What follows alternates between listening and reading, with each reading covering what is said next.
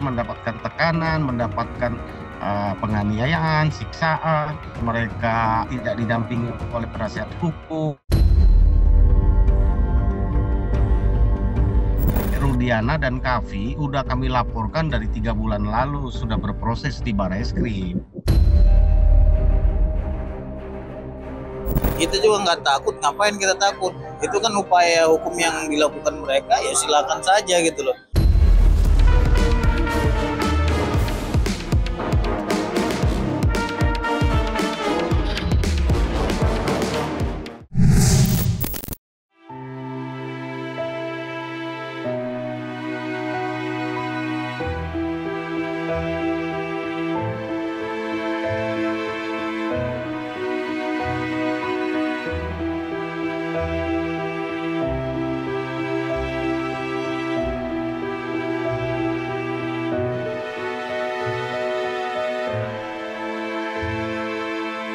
No, buat biasa dari itu aku nggak pergi ke kendara. Saya juga belum tahu. Kalau saya jadi mereka gimana bisa saya?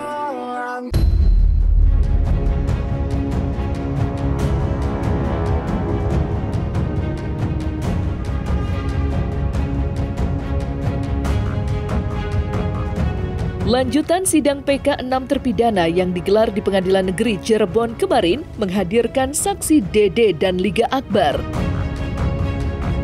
Dan dalam kesaksiannya, baik Dede maupun Liga Akbar kompak menyebut jika kesaksian yang mereka berikan di tahun 2016 bohong alias rekayasa belaka.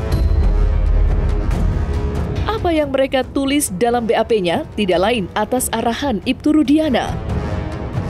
Menyadari kesalahannya, Dede dan Liga Akbar sudah mencabut BAP tahun 2016.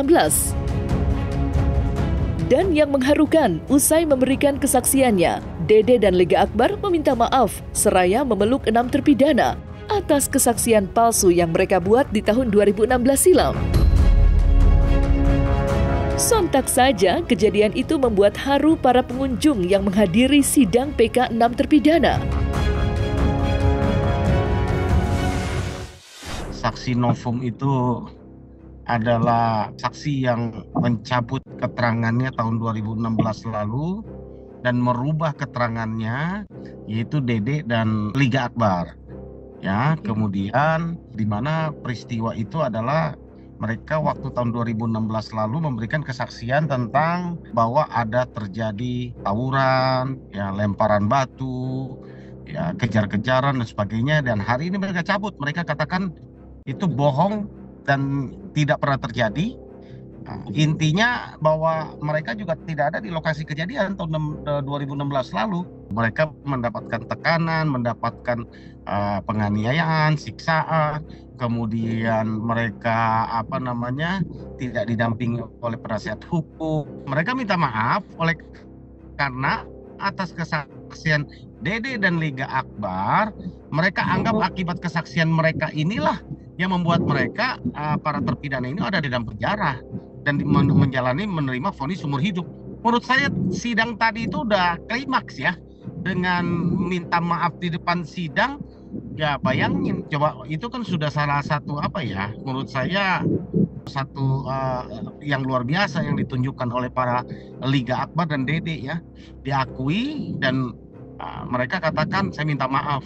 Dan memang di dalam rangkaian peristiwa yang sungguhnya terjadi, ya, bahwa Aep dan Dede yang mengaku melihat kejadian itu dikuatkan Liga Akbar. Liga Akbar dan Dede sudah mengaku bersalah dan mengatakan itu bohong kejadiannya. Hari ini mereka minta maaf, maka kesaksian yang menghukum mereka ini hanya tinggal keterangan seorang Aep. Apa bisa? Menurut saya sudah runtuh konstruksinya. Ya, kalau hakim PK nanti masih tidak mengabulkan permohonan PK ini, menurut saya ya saya nggak tahu mau ngomong apa lagi, mau jadi apa negara kita. Bukan kita mendahului apa putusan hakim ya, tapi secara konstruksi hukum logikanya ya secara hukum begitu menurut saya. Mereka dituduh melakukan satu tindak pidana berencana yang dilihat oleh Aep, Dede dan juga Liga Akbar yang mengalami langsung peristiwa. Kalau yang lain itu kan alibi, kayak model Pasren, Kavi, ini kan alibi. Kalau menurut saya lihat dari baik termohon maupun majelis hakim yang memeriksa, saya pikir sudah tidak bisa berkata-kata ya dengan fakta keadaan yang kita hadirkan. Ya, karena ini menyangkut nyawa, menyangkut nasib orang. Kita jangan pakai main-main, dan menurut saya ini sangat serius kami tangani, bahwa kita harus melihatnya bahwa peristiwa ini sungguh memilukan. Ya, kami harap ini peristiwa yang terakhir yang ada di negara kita yang kita cintai.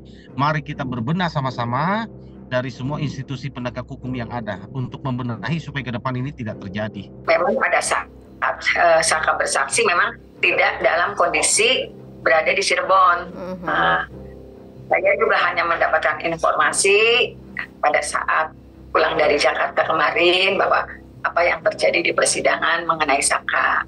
Itu, tapi memang saya juga kan ke Jakarta ditugaskan oleh Pak Jutek Wongso untuk mengekstraksi handphone yang dimiliki oleh Nasruddin gitu sih. Tentu saja apa yang disampaikan kan dan apa yang dinyatakan tentu saja kami upayakan mencari buktinya. Itu pula yang disampaikan Pak Jutek Wongso ketika kemarin menyatakan Bu Titin pergi ke Jakarta untuk menemui seseorang yang bisa membuka. Jadi kalaupun itu bisa terbuka, tentu saja akan menguatkan bahwa peristiwa yang terjadi di 27 Agustus 2016 itu kecelakaan.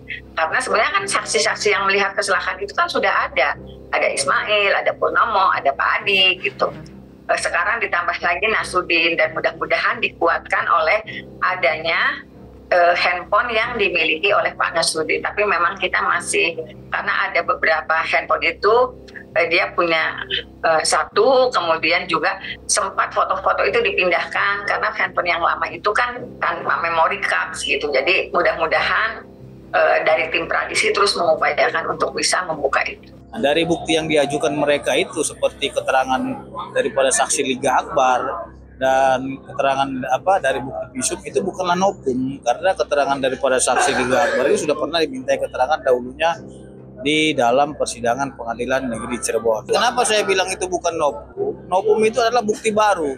Kalau memang buktinya itu sudah pernah diperiksa, sudah pernah diteliti, itu bukanlah bukti baru. Bukti baru itu sama sekali belum pernah diperiksa ataupun baru diketemukan gitu loh. Nah, yang baru diketemukan yang mana nggak ada gitu loh.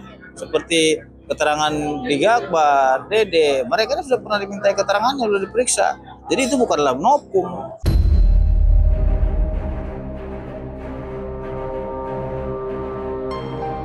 Di sisi lain, nasib Ibtu Rudiana kian terpojok usai 6 terpidana mengaku mendapat intimidasi dan berbagai penganiayaan yang diduga dilakukan Ibtu Rudiana dan rekan-rekannya selama proses penangkapan dan penyelidikan.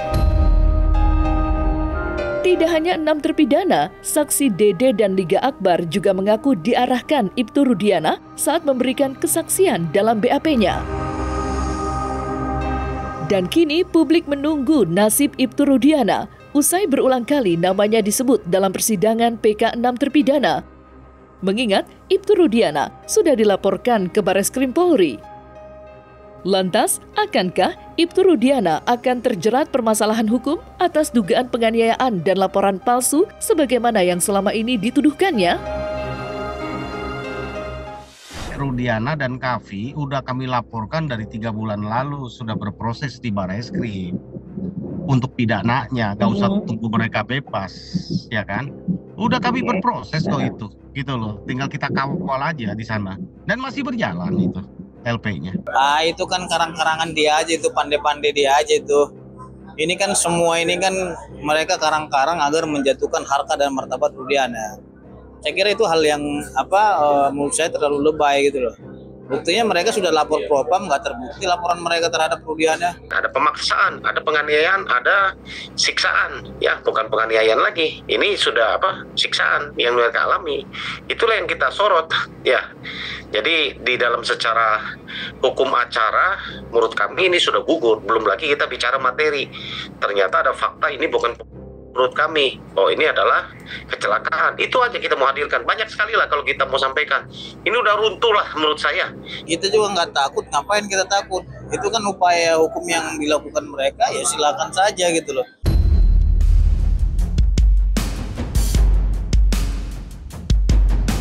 Upaya hukum atau PK yang ditempuh 6 terpidana mengejutkan sejumlah kalangan. Lantaran ke-6 terpidana akhirnya mengungkap berbagai kejanggalan dan penganiayaan yang mereka alami. Tidak hanya selama pemeriksaan, jalannya persidangan di tahun 2016 pun disebut-sebut syarat dengan berbagai kejanggalan. Dua hal itulah yang kini menjadi sorotan sejumlah kalangan yang menyesalkan adanya tindak kekerasan dan rapuhnya keadilan. Mengenai peluang dikabulkannya PK ke-6 terpidana, kini publik menunggu putusan Mahkamah Agung agar dapat menegakkan keadilan dan mengungkap kebenaran. Mengingat publik telah menganggap keadilan telah roboh dan direkayasa. Netizen beranggapan bahwa apa yang dilakukan oleh peradilan yang terdahulu itu adalah peradilan sesat. Hampir 100% netizen beranggapan sedemikian. Karena memang apa yang didakwakan dan dituntut oleh JPU adalah perkara yang sangat-sangat jauh dari kenyataan dan fakta yang benar-benar terjadi pada waktu itu. Karena memang terdapat banyak rekayasa dari administrasi penyidikan yang sedikit banyak sudah diakui sendiri oleh pihak para penegak hukum. Tuduhan-tuduhan jaksa akhirnya mental, akhirnya nggak punya kekuatan. Bisa jadi terhadap penyidikan terdahulu ini ada kepentingan yang intens yang kemudian untuk membela kepentingannya Ibtu Rudiana sehingga terjadilah rekayasa-rekayasa yang gelap begitu, yang diduga gelap yang dilakukan oleh penyidik. Nah ini kan tidak profesional namanya. Nah, tapi kemudian kan oleh pihak masyarakat ini kan dilaporkan ke Bareskrim tentang dugaan-dugaan rekayasa ini. Nah biarkan saja nanti Bareskrim bekerja untuk menindaklanjuti laporan dari pihak-pihak yang melaporkan si Ibtu Rudiana ini untuk mendapatkan jelasan mengenai apa sih yang terjadi waktu penyidikan Ibtu Rudiana. Siapa tahu akhirnya Bareskrim mendapatkan fakta-fakta baru, penyidikan-penyidikan baru di mana diduga ada rekayasa terhadap perkara ini. Siapa tahu. Kalau berbicara hukum itu berbicara kepastian hukum dan berbicara kenyataan dan fakta. Kalau seumpamanya itu bicara kalau dan andai itu saya tidak mau komentari karena saya ini bukanlah filosofis dan saya bukanlah penyair yang bisa berandai-andai seperti itu.